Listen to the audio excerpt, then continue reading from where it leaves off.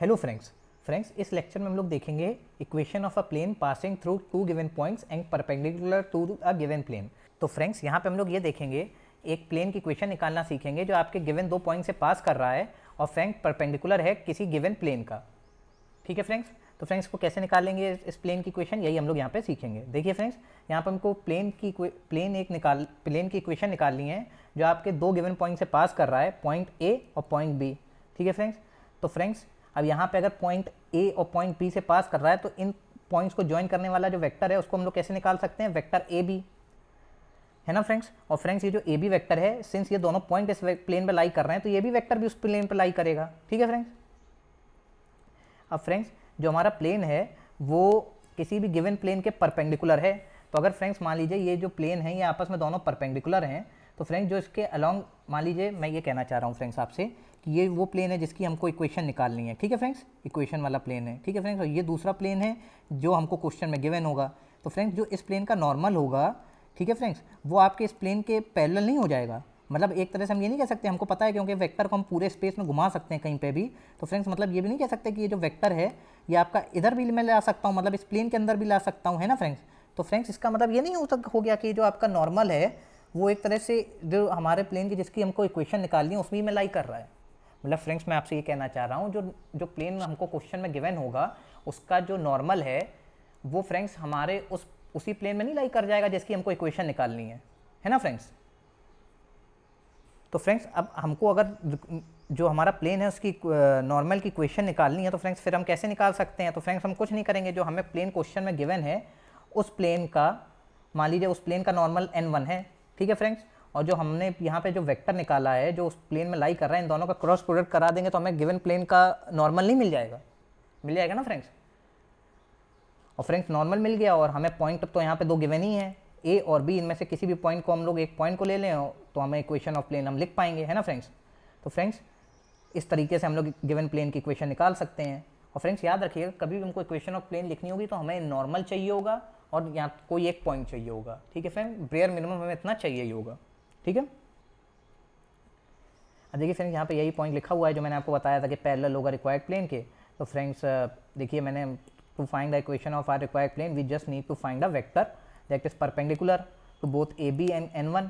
तो फ्रेंड्स यहाँ पे जैसे हमको पता है कि हम क्रॉस प्रोडक्ट यूज़ करते हैं इसलिए इस तरीके के लिए, तो फ्रेंड्स यहाँ पे वेक्टर जो n है जो हमें प्लेन रिक्वायर्ड प्लेन की इक्वेशन निकालनी है उसका जो नॉर्मल है वो कुछ नहीं होगा, ए बी वेक्टर और n1 वेक्टर के क्रॉस प्रोडक्ट से आ जाएगा। ठीक है फ्रेंड्स, तो फ्रेंड्स जब हमें एक बार जो प्लेन जिसकी हमको इक्वेशन निकालनी है उसका नॉर्मल आ गया और फ्रेंड्स हमें कोई भी पॉइंट ए या बी, मान लीजिए किसी भी पॉइंट का हम लोग पोजीशन वेक्टर ले लेते हैं, एक ए है, हम दोनों में से किसी भी एक पॉइंट को कंसीडर कर सकते हैं। तो फ्रेंड्स मान लीजिए यहाँ पे मैंने पॉइंट ए को कंसीडर कर दिया है जिसका पोजीशन वेक्टर ए है। तो फ्रेंड्स जो इक्वेशन ऑफ प्लेन है वो कैसे आ जाएगी friends, r minus A dot N equals to 0।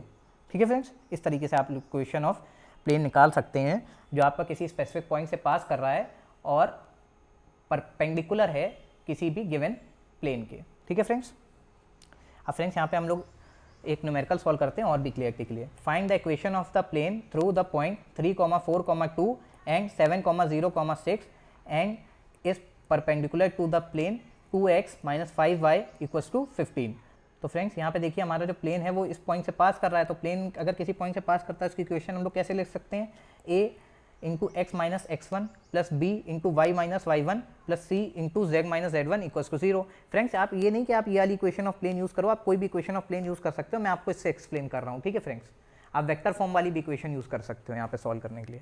ठीक है फ्रेंड्स, तो फ्रेंड्स यहाँ पे x1 क्या है फ्रेंड्स, 3 हो गया। ठीक है फ्रेंड्स, y1 क्या है फ्रेंड्स, 4 हो गया। ठीक है फ्रेंड्स, और फ्रेंड्स z1 क्या है, 2 हो गया फ्रेंड्स। ठीक है फ्रेंड्स, तो ये आपकी पहली इक्वेशन हो जाएगी। ओके फ्रेंड्स, अब फ्रेंड्स जो आपका प्लेन है वो इस पॉइंट से भी पास कर रहा है 7, 0, 6। तो फ्रेंड्स 7, 0, 6 पे पास कर रहा है तो ये आपका x की वैल्यू क्या हो जाएगी फ्रेंड्स, यहाँ पे 7 हो जाएगी। देखिए फ्रेंड्स y की वैल्यू क्या हो जाएगी फ्रेंड्स, 0 हो जाएगी। y की वैल्यू 0 हो जाएगी फ्रेंड्स, देखिए 0 हो गई। ठीक है फ्रेंड्स, और फ्रेंड्स z की वैल्यू फ्रेंड्स 6 हो जाएगी, तो देखिए 6 हो गई फ्रेंड्स। ठीक है फ्रेंड्स, जब फ्रेंड्स आप इसको सिंप्लीफाई करेंगे तो क्या आ जाएगा, 4a minus 4b plus 4c equals to 0। तो फ्रेंड्स जब आप इसको देखिए यहाँ से 4 कॉमन ले सकता हूँ मैं, है ना फ्रेंड्स। तो इक्वेशन क्या हो जाएगी, a minus B plus C equals to 0। तो ये आपकी दूसरी इक्वेशन हो गई। तो फ्रेंड्स ये जो हमने इक्वेशन 1 मानी थी, ठीक है फ्रेंड्स, मतलब प्लेन की इक्वेशन जो हमने निकाली थी ना, रिक्वायर्ड प्लेन जिसकी हमको इक्वेशन निकालनी है, तो फ्रेंड्स इक्वेशन 1 मानी थी। तो फ्रेंड्स ये जो आपका प्लेन है, ये फ्रेंड्स आपका परपेंडिकुलर है प्लेन 2x - 5y + 0z = 15 के। तो फ्रेंड्स इसका मतलब क्या है, ये जब ये दोनों प्लेन आपस में परपेंडिकुलर हैं तो मतलब फ्रेंड्स इन दोनों के जो कोफिशिएंट हैं, जो x के साथ और y के साथ और z के साथ, तो उनका डॉट प्रोडक्ट भी 0 आ जाएगा ना फ्रेंड्स। मतलब फ्रेंड्स मैं ये कहना चाह रहा हूँ कि जब अगर मान लीजिए दो वेक्टर परपेंडिकुलर होते हैं तो फ्रेंड्स उनका जो डॉट प्रोडक्ट होता है वो 0 होता है ना फ्रेंड्स। ये हम लोग कई प्रॉपर्टी में देख चुके हैं। तो फ्रेंड्स यहाँ पे कुछ नहीं करेंगे, x के साथ देखिए कोफिशिएंट क्या है, यहाँ पे a है और यहाँ पे 2 है, तो इन दोनों को मल्टीप्लाई करा देंगे तो क्या हो जाएगा 2a, ठीक है फ्रेंड्स। और फ्रेंड्स y का यहाँ पे क्या है, कोफिशिएंट b है और यहाँ पे y का कोफिशिएंट -5 है, तो दोनों का मल्टीप्लाई करा देंगे तो -5 भी हो गया। और फ्रेंड्स यहाँ पे देखिए आप जो z का कोफिशिएंट c है और यहाँ पे z का कोफिशिएंट 0 है, तो फ्रेंड्स दोनों को आप मल्टीप्लाई करा देंगे, यहाँ दोनों को यहाँ पे आप फ्रेंड्स जब मल्टीप्लाई करा दोगे तो यहाँ पे 0c आ जाएगा, ठीक है फ्रेंड्स। तो फ्रेंड्स जब इसको फर्दर सॉल्व करेंगे 2a - 5b = 0 आ गया, ठीक है फ्रेंड्स। तो फ्रेंड्स आपको ये इक्वेशन 3 मिल गया। अब फ्रेंड्स जब हम इक्वेशन 2 और इक्वेशन 3 को सॉल्व करेंगे तो फ्रेंड्स अब हम यहाँ पे हम लोग क्रॉस मल्टीप्लिकेशन से सॉल्व करेंगे, तो ये आपकी इक्वेशन 2 थी और ये आपकी इक्वेशन 3 थी, ठीक है फ्रेंड्स। अब इसको सॉल्व कर लेंगे तो क्रॉस मल्टीप्लिकेशन से कैसे सॉल्व करते हैं, तो फ्रेंड्स सबसे पहले आप ABC लिख लो, A, B और C। तो फ्रेंड्स जब हम A के लिए सॉल्व करेंगे हम यहाँ पे राइट साइड की तरफ सॉल्व करते हैं। मतलब फ्रेंड्स कैसे, जब हम A के लिए सॉल्व करेंगे तो A के जो एलिमेंट है उनको नहीं देखेंगे। तो फ्रेंड्स यहाँ पे देखिए B के साथ क्या लिखा हुआ है फ्रेंड्स, A के एलिमेंट को देखना नहीं है फ्रेंड्स। B के साथ क्या लिखा हुआ है, -1 और -5, ठीक है फ्रेंड्स। तो -1 और -5 आ गया A के नीचे, ठीक है फ्रेंड्स। और यहाँ पे C के साथ क्या लिखा है फ्रेंड्स, 1 और 0, तो 1 और 0 आ गया, ठीक है फ्रेंड्स। और फ्रेंड्स यहाँ पे देखिए राइट साइड की तरफ हमको लेके सॉल्व करना होता है।